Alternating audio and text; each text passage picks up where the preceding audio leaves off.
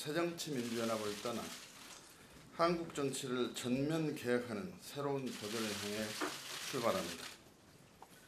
그동안 당의 앞날을 위하여 많은 고언과 비판을 서슴지 않았고 마지막까지 제대로 된 혁신을 통한 진정한 변화를 기다렸습니다. 그러나 그 기대는 물거품이 되고 말았습니다. 실패에 책임 있는 분들의 처절한 자기 성찰과 반성은 실종됐습니다. 면피형 혁신으로 오히려 계파 기득권만 더 강화했습니다. 폐쇄적인 당 운영으로 당을 위한 충원과 비판마저 공세됐습니다. 이 같은 사태를 바라보면서 이제 더 이상 새정치민주연합의 변화는 불가능하고 미래는 없다는 결론에 이르게 되었습니다.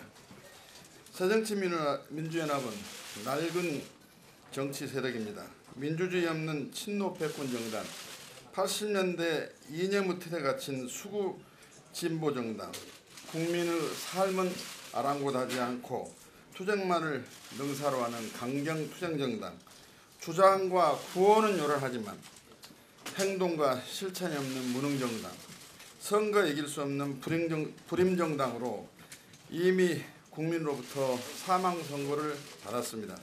이러한 정당은 결코 대한민국의 미래를 책임질 수 없습니다. 이제 시대의 변화에 적응하지 못하고 국민에게 외면받은 낡은 정치 세력을 해체하고 거대 여당에 당당히 맞설 수 있는 새로운 대한 정치 세력을 창조해야 합니다. 이는 야권 정치인의 역사적 소명이며 국민에 대한 도리입니다. 현재의 한국 정치체제는 지역차별과 인재 배제의 국가적 출혈을 반복하는 망국적 정치체제입니다. 한국의 정치가 국리민복의 기본 역할을 제대로 하지 못하는 근본 원인은 승자 독식의 대립적 양당 정치체제에 있다고 봅니다. 지역 독점에 기반한 두 거대 정당의 절대적 대립과 기득권 공생체제는 다원주의와 합리주의를 질식시키고 중호와 배제의 진영 대결과 정쟁만을 양산하고 있습니다. 이러한 대립적 정치체제에서는 누가 집권을 하더라도 국정 성과를 기대하기가 어렵습니다. 거대 정당이 정권력에 사로잡혀 국민은 안중에 두지 않고 민생을 볼모로 한 채 치킨 게임을 하고 있는 양당제 하에서는 완충과 조종자의 역할이 불가능합니다. 이제 두 거대 정당은 망국적 양당제를 혁파하고 협력과 공존의 정치 구조를 만들어서 선의 경쟁을 통해 모든 국민 의사가 반영된 국정 운영과 정치 연합이 제도화가 될 수 있도록 한국의 정치 인프라를 근본적으로 개혁해야 할 때입니다. 승자가 국정 운영을 독식하고 패자는 국정에서 완전히 배제된 채 반대만 일삼는 낡은 정치체제를 혁파해야 합니다. 여당은 야당을 존중하고 야당도 국정의 한 축으로 참여함으로써 서로 대립하고 투쟁하는 낡은 관성에서 벗어나 협력하고 참여하는 정치가 정착될 수 있도록 정치 패러다임을 전환해야 합니다. 다당제에 기반한 연립정부 제도화를 위하여 내각제를 포함한 분권형 대통령제로의 개헌, 중대 선거구제로의 전환, 국회 원내 교섭단체 장벽의 철폐 등 3대 정치개혁이 다음 대선까지 반드시 단행되어 제2의 정치혁명이 이루어져야 합니다.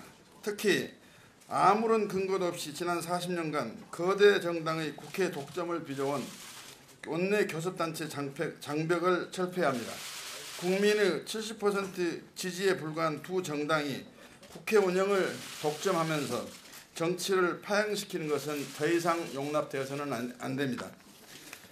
광복 70주년을 맞이한 현재 대한민국 정치는 정당 정치의 극심한 폐해를 여실히 드러내고 있습니다.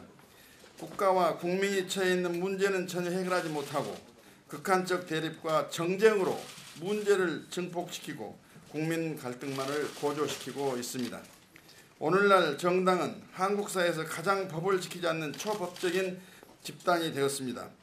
헌법과 법률을 지키지 않는 불법이 오히려 정치로 포장되는 작금의 한국적 정당 정치 현실이 부끄러울 뿐입니다.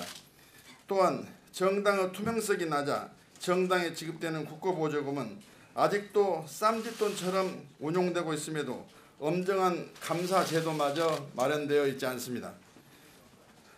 이처럼 국민의 대표가 아닌 임의단체에 불과한 정당이 돈 먹는 하마 구조와 시스템을 혁파해야 합니다.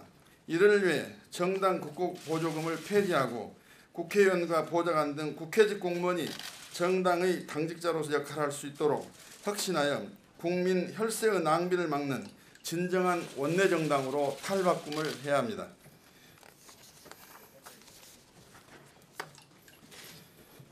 정당은 민심의 바다에 떠있는 돛담배에 불과합니다. 국민이 외면하고 변화의 가망이 전혀 없어 민심의 바닷속으로 침몰해가는 새정치민주연합회에 대책 없이 안주하여 패배 운명을 공동으로 맞이하고자 하는 자세는 정권 교체를 바라는 국민에 대한 배신이며 정치인의 도리가 결코 아닙니다.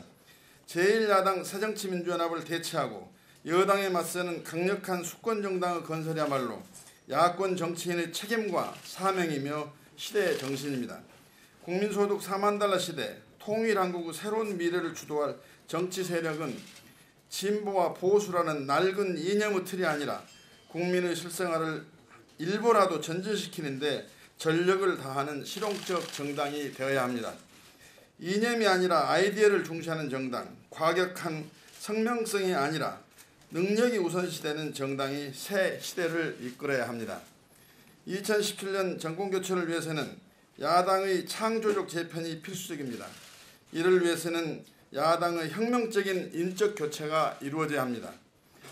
현재 운동권 중심의 정당에서 국정 운영 능력이 검증되고 각 분야에서 전문성을 쌓아 인재들로 구성된 전문가 중심의 실용적 중도 개혁 정당으로 바뀌어야 합니다. 그리하여 박근혜 정권의 국정 실패를 심판하고 새누리당을 이탈한 보수층, 새정치민주연합의 넌더리난 민심, 국민의 40%에 육박하는 무당층의 지지를 하나로 모아 담는 국민정당을 건설하여 국민 통합과 새시대 새정치 실현으로 총선, 대선 승리를 이루가도록 해야 합니다. 저는 이제 새정치민주연합을 대체할 건전한 진보와 합리적 보수가 융합하는 중도 개혁 민생 실용정당을 만들고 계파가 아닌 당원이 주인인 정당, 엄격한 준법으로 솔선수범하는 법치의 정당, 국민에게 문턱이 없고 언제나 소통하는 신문고 정당을 목표로 하는 새로운 수권 대항 정당 건설에 나서겠습니다. 아울러 새로운 대한정당은 민생정치와 함께 통일 주도 정치를 통해 대한민국의 새로운 미래를 개척해 나가는 견인차가 되도록 하겠습니다. 북핵 문제에만 집착하고 있는 이명박 박근혜 정부의 근시안적인 대북 정책으로 인해 통일 시계는 멈춰서 있습니다. 북한의 급변 사태만 기다리고 있는 수동적인 정책으로는 평화 통일에 한 걸음도 나아갈 수가 없습니다.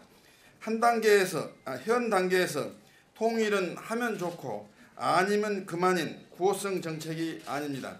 적극적이고 능동적인 대북 정책이야말로 다가올 인구 절벽의 시대에 대한민국의 사회 경제적 위기를 극복하기 위한 필수적인 생존 전략입니다. 이를 위해 남북 교류와 협력, 동질성 회복의 차원을 뛰어넘어 2025년에 남북 연합 단계에 진입할 수 있도록 과감하고 진취적인 남북 통화 정책을 펼쳐야 합니다. 여기에 한반도 평화는 물론 우리 경제의 활력을 위한 해답이 들어 있습니다. 북한의 경제 진흥을 위해 철도, 도로, 항만, 전력 등 SOC 시설에 과감한 지원을 추진하고 북한의 산업, 농업, 의료 인력을 한국에서 교육시키고 양성하는 획기적 정책을 추진해야 합니다. 이를 위해 한국이 중심이 되어 북핵 6자 회담국가 유럽연합이 참여하는 500달러 규모의 북한 경제개발을 위한 한반도 플랜을 가동해야 합니다. 존경하는 국민 여러분, 저는 오늘 야당의 창조적 재편과 새로운 대한야당 건설의 깃발을 들고 시대의 폭풍우 속으로 뛰어들어갑니다.